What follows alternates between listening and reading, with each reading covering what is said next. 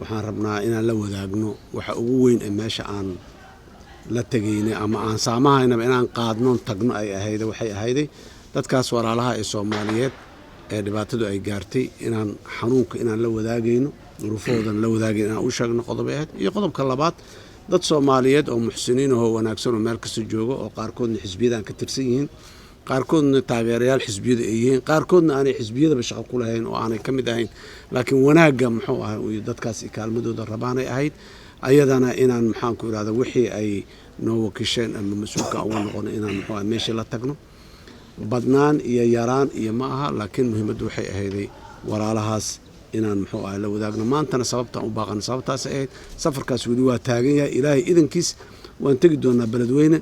bardaalana waan tagi doonaa walaalaha Soomaaliyeedna waa la soo wadaagi doonaa waa la soo qaybsan doonaa xanuunka iyo duruufaha gaarka ay ku sumeeyeen xogogaal dhabana waa soo noqon doonaa si aan mar kale dadka Soomaaliyeed meel kastoo ay joogaan aan ula wadaagno dhibaatada intay la eg tahay iyo dhibaatadan xataa haday dhamaato waxa ku sii xigi doono oo ka dambeeyo maanta baahi iyo roobka meel laga onkorto iyo inay bari waxa laga yaabaa in haddana caafimaad maxaan ku iraahdaa dhismo daarihi iyo guriyada dudumay iyo jidadkii wixii dib loo habeeyo haddana u baa kaalmadu marka waa sii socon doontaa annaguna intaan kari karna mar walba waa dadkaas ilaahay idinkiis waa la garab taagnaan doonaa aad iyo aad ayaa u mahadsan tihiin dadka Soomaaliyeed ee muxsiniinta ee wanaagsan ee ka soo qayb qaatayna gudoomiyahaba